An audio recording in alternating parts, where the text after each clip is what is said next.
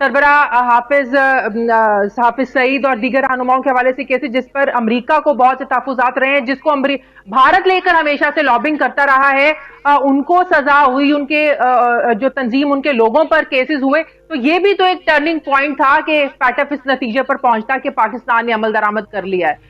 जय हिंद दोस्तों, मैं महेंद्र शर्मा स्वागत करता हूं वन वर्ल्ड हिंदी में आपका। उम्मीद करता हूं आप खुश और स्वस्थ है। दोस्तों आइए दिखाते हैं पाक मीडिया की एक और लेटेस्ट डिबेट, जिसमें कैसे ये पाकिस्तान का FATF से निकलने पे जश्न मनाए जा रहे हैं, और साथ में इनको डर भी लगने लग गया है कि क्या FATF अभी अक्टूबर में हमारे यहाँ इंस्पेक्शन करने आएगा, तो उस समय तक कहीं इनका इरादा बदल ना जाए और हमें ग्रे लिस्ट में ही रखा जाए। तो कहीं ना कहीं इनकी आतंकवादी गतिविधियां और मनी लॉन्ड्रिंग की जो गतिविधियां रही है, उसकी वजह से ये पाकिस्तान आज भी FATF की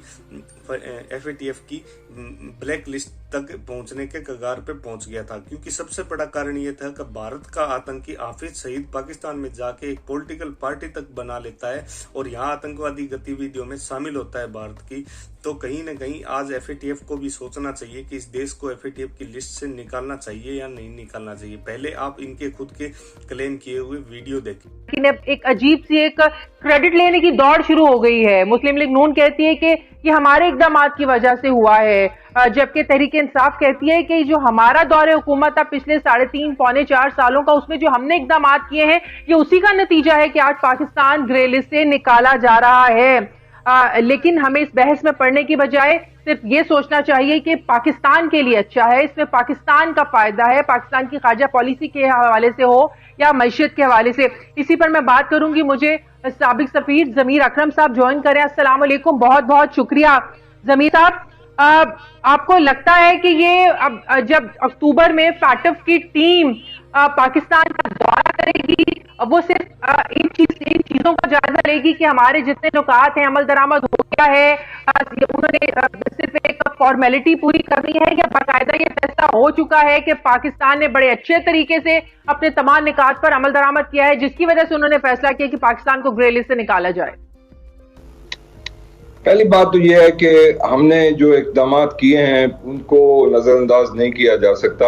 ये इकदाम के बगैर ये FATF इस फैसले पर नहीं पहुंचती कि पाकिस्तान को ग्रे लिस्ट से हटाया जाए। लेकिन जो ख़त्मी फैसला होगा वो होगा जब इनकी टीम आएगी और ऑन द ग्राउंड वो चेक करेंगे और देखेंगे कि जो हम क्लेम कर रहे हैं या जो इकदाम हमने लिए हैं उनको अमली जामा पहनाया जा रहा है और उन पर अमल किया जा रहा है। उसके बाद ये फैसला होगा कि हमें ग्रे लिस्ट से हटाया जाए या नहीं। तो अभी पेशरफ्त हुई है, लेकिन जब तक ये टीम का फैसला नहीं आता तो हम ये नहीं कह सकते कि हम इस ग्रे लिस्ट से हट गए हैं। तो किन एरियाज में आपको लगता है कि डाउट है, जिसमें काम करना बाकी है या कर लेना चाहिए था, जिसकी वजह से एक दफा फिर से खुदा ना ख्वास्ता ये हो सकता है कि पाकिस्तान को ग्रे लिस्ट में रखा जाए? ऐसे कौन से एरियाज आपके ख्याल में बाकी हैं जिन पर मुकम्मल काम नहीं हुआ?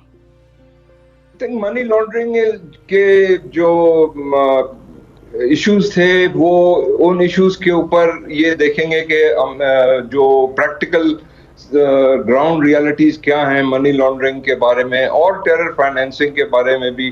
कुछ टेररिस्ट जो थे जिनके खिलाफ लीगल एक्शन लेना था जो शुरू हुआ है, उसका नतीजा क्या निकलता है उस पे। तो ये सारी चीजें दोनों टेरर फाइनेंसिंग और मनी लॉन्ड्रिंग इश्यूज के ऊपर वो एग्जामिन करेंगे कि हमने ऑन द ग्राउंड। लेकिन जमीर अकरम साहब, सबसे अहम केसेस जैसे जमातुल दावा के सरबरा हाफिज सईद और दीगर रहनुमाओं के हवाले से केसेस जिस पर अमेरिका को बहुत से तहफुजात रहे हैं, जिसको भारत लेकर हमेशा से लॉबिंग करता रहा है, उनको सजा हुई, उनके जो तंजीम उनके लोगों पर केसेस हुए, तो ये भी तो एक टर्निंग पॉइंट था कि पैटफ इस नतीजे पर पहुंचता कि पाकिस्तान ने अमल दरामद कर लिया है। हमेशा भारत ने इन केसेस को लेकर, हाफिज सईद को लेकर बहुत ज्यादा लॉबिंग की है पूरी दुनिया में। बेशक मैं ये चीज से मैं एग्री करता हूँ कि हमने स्टेप जरूर लिए हैं, लेकिन क्या सिर्फ ये फैटफ के प्रेशर का ही नतीजा है कि हमने ये करना है, या आप समझते हैं कि हमारी सियासी क़यादत, तस्करी क़यादत ने अब ये फैसला कर लिया है कि इस तरह के इल्जामात अब पाकिस्तान पर नहीं लगने चाहिए? ये तो बहुत ज़रूरी बात है कि हमें जो भी हमारी क़यादत है, सियासी क़यादत है या अस्करी क़यादत है, इनको ये पॉलिसीज़ कंटिन्यू करने की ज़रूरत है, बिकॉज़ हमें दूसरी तरफ से भी मसाइल हैं, माशी मसाइल हैं, IMF की तरफ से मसाइल हैं। और ये भी याद रखें कि पिछले कुछ दिनों पहले UN सिक्योरिटी काउंसिल की जो काउंटर टेररिज्म कमेटी है, उसमें भी हिंदुस्तान और अमेरिका ने फिर कोशिश की थी कि पाकिस्तान के कोई ग्रुप्स को लिस्ट किया जाए। इस पे चीन ने हमारी फिर मदद की उधर भी। तो ये एक सिलसिला चलता रहेगा और इसके ऊपर हमें अपने जो इक़दामात हैं उनको कंटिन्यू करना होगा और इनको परसू करते रहना होगा। इस पर कोई लेट डाउन या कम डाउन नहीं होनी चाहिए। और तालिबान के साथ जो मुज़ाकरात का एक सिलसिला फिर से शुरू हो रहा है, कहा जा रहा है कि पसे पर्दा जो है ये सब बातचीत चल रही है, इसका कोई इफेक्ट पड़ेगा नेगेटिव? नहीं, मुझे नहीं लगता कि उसका कोई नेगेटिव असर होना चाहिए, क्योंकि हमारी कोशिश तो ये है कि तालिबान के साथ जो मुज़ाकरात हो रहे हैं उससे जो दहशतगर्दी पाकिस्तान में हो रही है उसको ख़त्म किया जाए। और मैंने कंडीशंस तो नहीं देखे कि किस कंडीशंस पर हम उनके साथ कुछ मुआहदा, अभी भी मुआहदा कोई हुआ नहीं, सिर्फ सीज़ फायर का एक टेम्पररी एक मुआहदा है। लेकिन उसमें देखना होगा कि हम जो लोग दहशतगर्दी में मुलव्विस थे, जिन्होंने दहशतगर्दी फैलाई थी पाकिस्तान में, उनके खिलाफ क्या इक़दामात हम लेते हैं। अगर हम उनको खुली छुट्टी दे देते हैं तो फिर उसका असर होगा ना सिर्फ FATF जैसी चीजों पे, लेकिन हमारी अपनी नेशनल सिक्योरिटी पर, इंटरनल सिक्योरिटी पर उसका बुरा असर होगा।